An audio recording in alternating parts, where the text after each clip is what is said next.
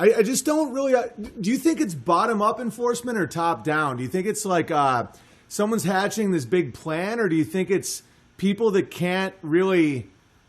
Because I'm blown away by how many people are not only believing it, but begging for it. And so I always wonder if the government is almost like the dude with the flag and they see a mob of people running one direction. So they just run out in front. And they're like, I'm the leader of this mob. Or is it like this weird Tavistokian psyop thing? I tend to think that it's a bottom-up thing where it's almost all these people are living in such disgraceful, dishonorable, sinful lives that they almost are like, their internals are like begging to be controlled, where it's like, it's almost like this weird need for a paternal figure where it's like, control me, daddy, track me, daddy. I don't know. What do you think, man? That's a question that I can't figure out. Is it like, are the governments responding to the degrading of society? Or is it the government is trying to push something to track people? I don't understand, you know? Yeah, well, I think it's both. And what we're seeing today, what you just described, is what it's been like since the beginning of time. There's been wolves and there's been sheep, essentially. And even among the sheep, when the sheep realize if one sheep is just slightly less gullible than the rest, they're like, hey, shit, I could control everyone else. And so they just step up and they just go, follow me over here, I'll do these things. And then as that grows, then you get the tyrannical, whoever's running the world, those kind of evil monster people, and then everyone else is down here. But that started from there's a slight shift. And it's always been that way. There's always people who come into the world younger than others. And it's an evolutionary thing where we have a biological age, like I'm 40 now, but we also have an evolutionary age. And some of us are way, way older or way, way younger than others. Yeah. And that's that waking up principle in the lifetime that we experience. So and then true, we have... dude. Yeah, so the structure's always been there, I think, Owen. It's always been that there's that people are desperate, like you said, that almost like a daddy complex or whatever. People are desperate to be controlled, told what to do, and by being told what to do like little children, that's their sense of security. Whereas if I do what I'm told, everything's okay, because they don't have the faculties or the ability to create their own world and be the master of their own world. It's actually not within them to experience in this world. Because so many people just go, I want utopia. I want this to be a heaven. If we all just lived off grid, we all just had farms, if we all did this, if we all did that, but that's not going to happen. And it's not meant to I don't think it's meant to happen. I won't say it's not, but I don't think it's meant to happen because without untruth, how do we know what truth is? And I know that's a binary world, but without seeing totally. Without knowing what your nightmare is, without knowing what you definitely don't want in your life, how can you hone in on your dream? Otherwise, everything's just like, that'd be all right. You've got no lust as, no, I want this and I want that partly because I do not want that. And so without people there just going, and we're just going, how could you bend over and take a vaccine up the arse?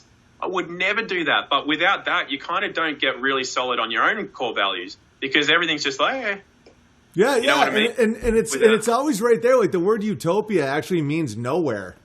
Oh, and like a perfect example of this is a conversation I once had with Joe Rogan before our falling out. Was he kept acting like I was becoming crazy, and I started realizing that there's a group of people where I'm like, but it's wrong, and they're like, but you're gonna get less lollipops, and in their mind they're like, you're insane, you're giving up lollipops and fancy pants. Like, you can have $800 jeans if you simply say these words. And in their mind, I realized that they really did think I was crazy. Like, they were like, it's so irrational of Owen. Like, he's self-destructive. He has this amount of money, and he's giving it up by saying the wrong word. And I'm like, no, we have different goals, man. Like, so if you say these words, you're bad. And it's like, what? It's like, but the lollipops, and you're having this conversation, and you're like, man, smart cities are the best thing that could happen to some people.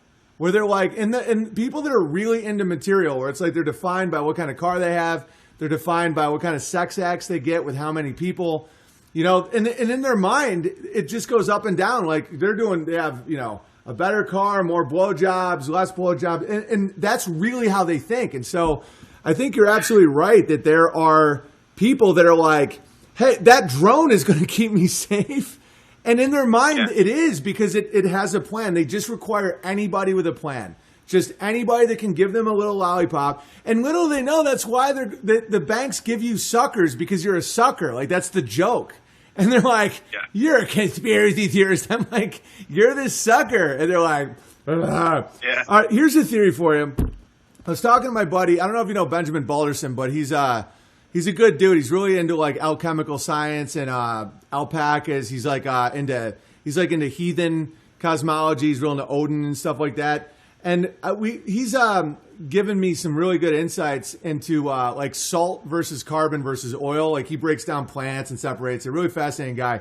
And we're talking today about how, like, if you look at the World War I culling versus what's happening now, the World War I culling was almost like all the men that were so salt masculine, like so ready for violence, that they would go to France to kill people because Archduke Ferdinand died or something, just a nonsense narrative that it was almost like a weird salt lick. Like, when it drew that type of dude that was that jacked up, they died. And right now it's the opposite. It's almost like a calling of the oil, where it's like the etheric, feminized, no feet, no roots, just floating around.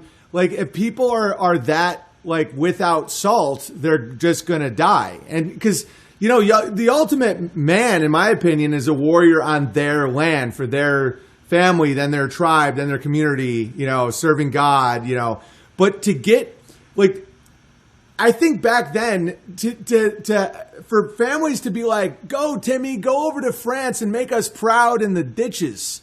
That to me is so overly crazy masculine, like so bloodthirsty and psychotic, that I think that was almost like a natural calling.